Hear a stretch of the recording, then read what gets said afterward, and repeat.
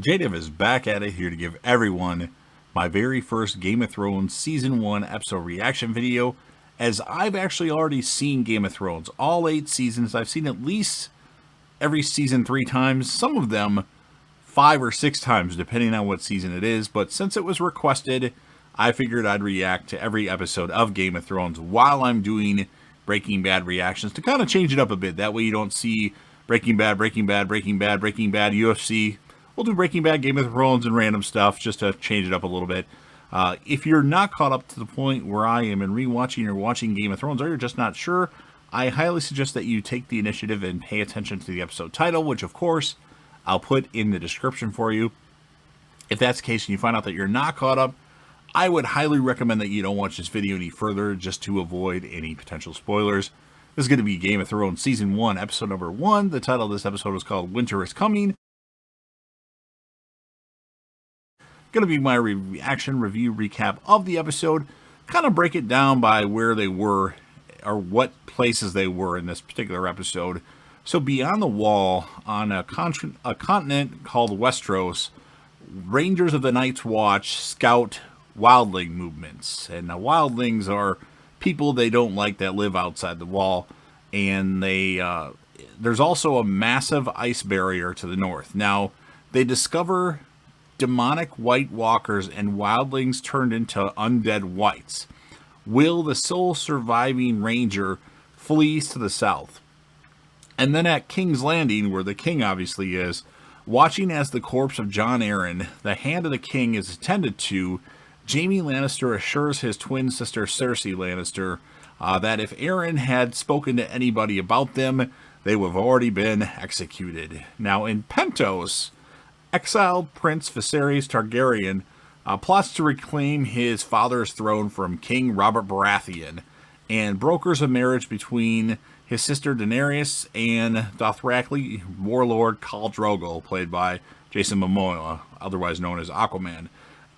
As wedding gifts, Daenerys is given books of the Seven Kingdoms from Ser Jorah Mormont, an exiled knight loyal to the Targaryens, and 3 petrified dragon eggs from the Maester, who I don't recall what his name is, who also help arrange the marriage. It's not necessarily that I don't know what his name is, I just don't know how to pronounce it, so sorry.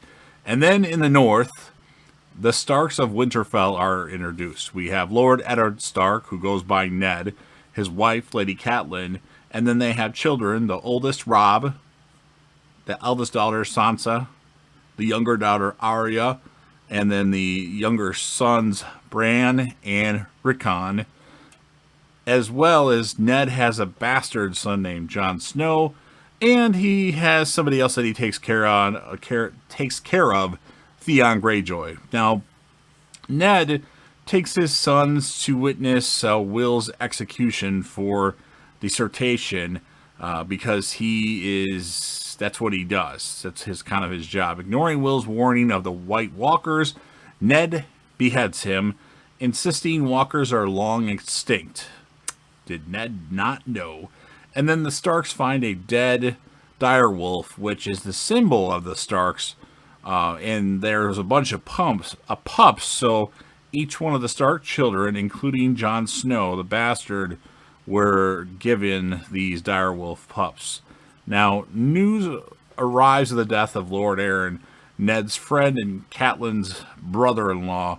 Winterfell receives the royal court, including King Robert Baratheon, Queen Cersei, and then her children, Prince Joffrey, Princess Marcella, and Prince Tommen Baratheon, as well as her twin brother Jaime Lannister, who's a member of the King's Guard, and Cersei's younger brother Tyrion Lannister, who's a dwarf, and that's what he talks about. He's a dwarf that drinks a lot and fucks whores.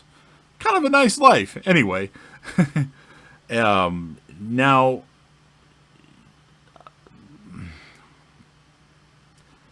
Robert Baratheon wants to pay respect to his late fiancée, which was Ned Stark's sister, Lyanna Stark, down in the crypts. That's where they keep like all the members of the family or whatever.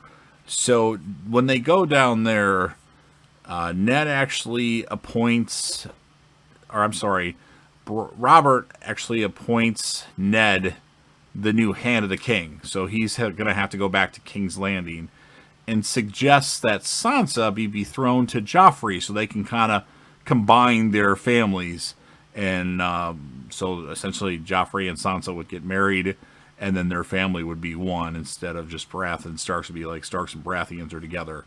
And then Catelyn, Ned's wife, of course, receives a message from her sister Lysa Arryn, or Lysa, Robert Arryn's widow, or Lord Arryn's widow, I should say, who suspects her husband was murdered by the Lannisters. And Ned reluctantly accepts the position of the Hand of the King, which he doesn't know, or I should say, nobody else but Ned and Maester Luwin and Catelyn know about that. And then the end of the episode happens when Bran Stark climbs an abandoned tower and stumbles upon Cersei and Jaime having incest, having sex.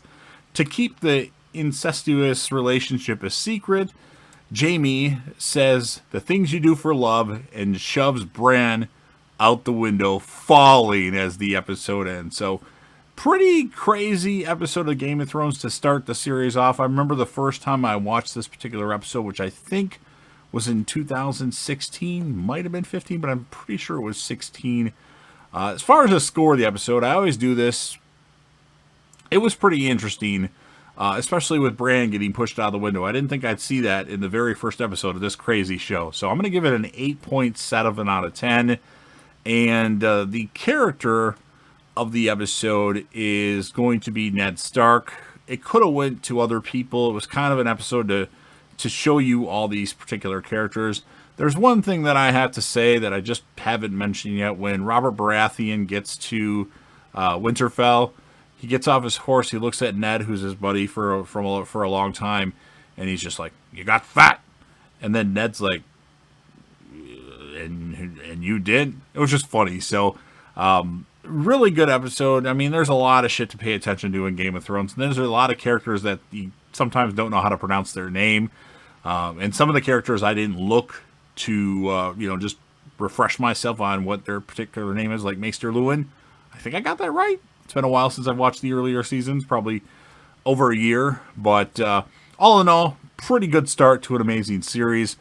You've heard what I have to say. Now it's your turn. So if you're a fan of Game of Thrones and you like this series, go ahead and smash that like button. Season 8, let's not talk about that yet. But if you're a fan, at least the first couple seasons, make sure you smash that like button. If you know anybody that would be interested in this, share the video with them. Don't forget to leave me a comment with your thoughts on the episode. You can score it if you want, or, you know what, if you want to talk about anything Game of Thrones related, that's the place where you're going to want to talk to me about it.